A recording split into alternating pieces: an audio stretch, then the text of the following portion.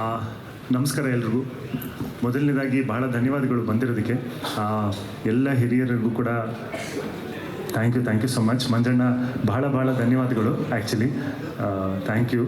Actually Manjanna ನನಗೆ ಸದಾಕಾಲ ಚಿತ್ರರಂಗ ನಾನು ಎಂಟರ್ ಆದಾಗ್ಲಿಂದನೂ ಕೂಡ ನನ್ನ ಸಿನಿಮಾ ನೋಡಿದಾಗಲೆಲ್ಲ ಅವ್ರು ನನಗೆ ಕಾಲ್ ಮಾಡಿ ಹೇಳ್ತಾರೆ, ಹಿಂಗೆ ಮಾಡಿದ್ದು ಚೆನ್ನಾಗಿ ಮಾಡಿದ್ಯಾ, ಹಿಂಗೆ ಮಾಡಿದ್ದು ಮಾಡಬೇಡ, ಬೇರೆ ಥರ ಮಾಡು, ಅಥವಾ ಇನ್ನೂ ಜಾಸ್ತಿ ಸಿನಿಮಾಗಳು ಮಾಡು.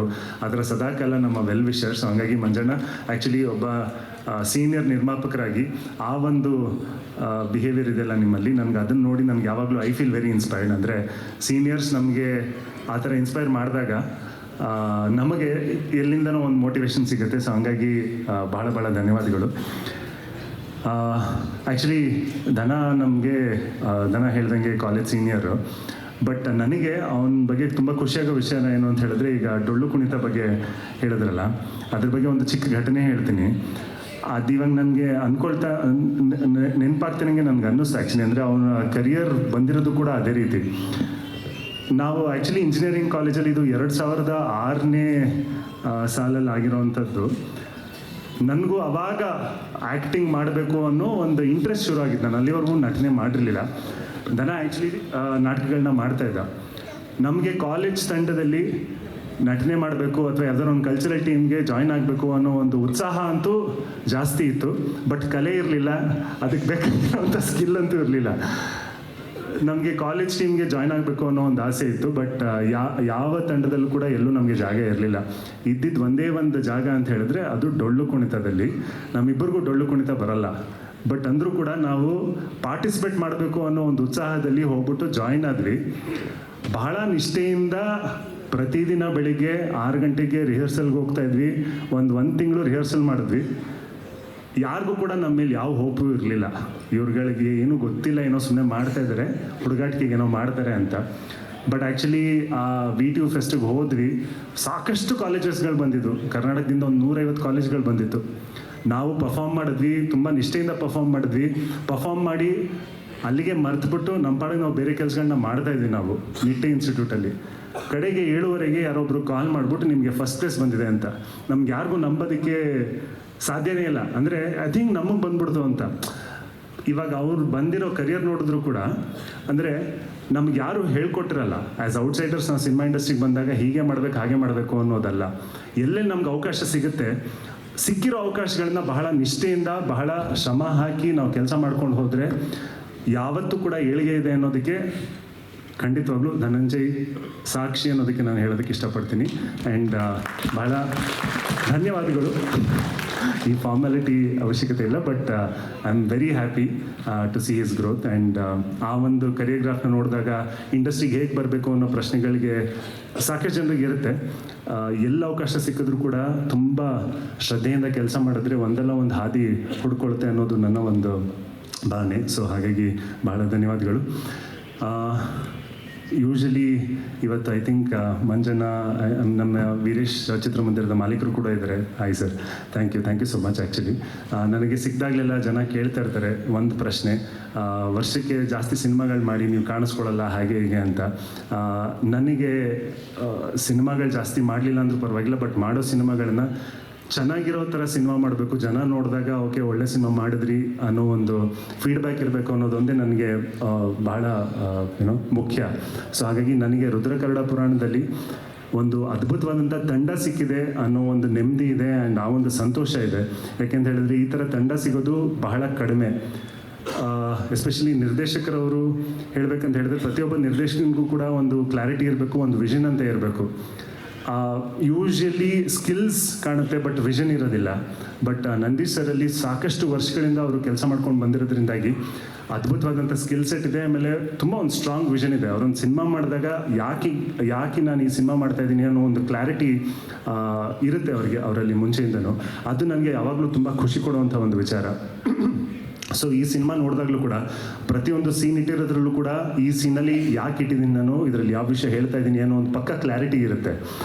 ಆ್ಯಂಡ್ ಆ ಕ್ಲಾರಿಟಿನ ಬ್ಯಾಕ್ ಮಾಡಬೇಕು ಅಂತ ಹೇಳಿದ್ರೆ ಎಸ್ಪೆಷಲಿ ನನಗೆ ನಿರ್ಮಾಪಕರ ಮೇಲೆ ತುಂಬ ಖುಷಿಯಾಗೋ ವಿಷಯ ಏನು ಅಂತ ಹೇಳಿದ್ರೆ, ನಾವೇನು ಅಂದ್ಕೊಂಡಿದ್ವಿ ಅದಕ್ಕಿಂತ ಚೆನ್ನಾಗಿ ಪರದೆ ಮೇಲೆ ಕಾಣಿಸುತ್ತೆ ಅಂತ ಹೇಳಿದ್ರೆ ಅದು ಲೋಹಿತ್ ಸರ್ಗೆ ಕ್ರೆಡಿಟ್ ಹೋಗಬೇಕಾಗತ್ತೆ. ಪ್ರತಿಯೊಂದು ಹಂತದಲ್ಲೂ ಕೂಡ ಹೌದಾ ಇಷ್ಟು ಖರ್ಚಾಗುತ್ತಾ, ಪರವಾಗಿಲ್ಲ ಮಾಡಿ, ಇನ್ನೂ ದೊಡ್ಡದಾಗೆ ಮಾಡೋಣ ಸರ್, ಏನೂ ವರಿ ಮಾಡಬೇಡಿ, ಇನ್ನೂ ದೊಡ್ಡದಾಗೆ ಮಾಡೋಣ ಅನ್ನೋದಷ್ಟೇ ಅವ್ರ ಮಾತು. ಏನೇ ಕೇಳಿದ್ರು ಇನ್ನೂ ದೊಡ್ಡದಾಗಿ ಮಾಡೋಣ ಸರ್ ಅಂತ ಹೇಳ್ತಾರೆ. ಐ ಥಿಂಕ್ ಆ ಒಂದು ಧೈರ್ಯ, ಆ ಒಂದು ಛಲ ನಿರ್ಮಾಪಕರಲ್ಲಿ ಇದ್ದಾಗ ನಮಗೆ ಕೆಲಸ ಮಾಡ್ತಾ ಇರ್ಬೇಕಾದ್ರೆ ನಮಗೊಂದು ನೆಮ್ಮದಿ ಇರುತ್ತೆ. ಓಕೆ ಪರವಾಗಿಲ್ಲ, ಈಗ ನಾನು ನನ್ನ ಕೆಲಸದ ಮೇಲೆ ಮಾತ್ರ ನಾನು ಫೋಕಸ್ ಮಾಡ್ಕೋಬೋದು, rest everything will be taken care ಅಂತ. ಅದು ನನ್ನ ಪ್ರಕಾರ ಎಂಥ ಕಲಾವಿದನಿಗೂ ಕೂಡ ಒಂದು ಲಕ್ಸುರಿ. ಆ ಒಂದು ಲಕ್ಸುರಿ ನನಗೆ ಈ ಒಂದು ಪ್ರಾಜೆಕ್ಟಲ್ಲಿತ್ತು. ಆ್ಯಂಡ್ ಪ್ರತಿಯೊಬ್ಬರು ಕೂಡ ತಮ್ಮ ತಮ್ಮ ಕೆಲಸಗಳನ್ನ ಅದ್ಭುತವಾಗಿ ಮಾಡಬೇಕು ಅನ್ನೋ ಒಂದು ಹುಮ್ಮಸ್ನಿಂದನೇ ಮಾಡಿದ್ದೀವಿ. ಸೊ ಪ್ರತಿಯೊಬ್ಬರು ಕೂಡ ನಮ್ಮ ಕೆಲಸ ಚೆನ್ನಾಗಿ ಮಾಡಬೇಕು ಅಂತ ಹೇಳಿದಾಗ ಯಾವಾಗಲೂ ನಾವು ಪರಸ್ಪರ ಒಂದು ಹೆಲ್ದಿ ಕಾನ್ಫ್ಲಿಕ್ಟಲ್ಲೇ ಬೆಳೀತಾ ಇರ್ತೀವಿ. ಇಲ್ಲ ಸರ್ ಹಿಂಗೆ ಮಾಡೋಣ, ಇಲ್ಲ ಸರ್ ಹಂಗೆ ಮಾಡೋಣ, ಇಲ್ಲ ಸರ್ ಹಿಂಗೆ ಮಾಡೋಣ ಅನ್ನೋದಿರುತ್ತಲ್ಲ. ಹಾಗಾದಾಗಲೆಲ್ಲ ನನಗೆ ಒಂದು ಖುಷಿಯಾಗೋ ವಿಷಯ ಏನು ಅಂತ ಹೇಳಿದ್ರೆ ಸಿನಿಮಾಗೆ ಒಳ್ಳೇದಾಗುತ್ತೆ, ಸಿನಿಮಾ ಚೆನ್ನಾಗಿ ಮೂಡಿ ಬರುತ್ತೆ ಅನ್ನೋ ಒಂದು ಖುಷಿನಲ್ಲೇ ನನಗೆ ಮಾಡಿರೋದು. ಸೊ ಹಾಗಾಗಿ ನನಗೆ I feel very lucky and very blessed ಈ ಒಂದು ಸಿನಿಮಾದಲ್ಲಿ ನನಗೆ ಅವಕಾಶ ಸಿಕ್ಕಿರೋದಕ್ಕೆ.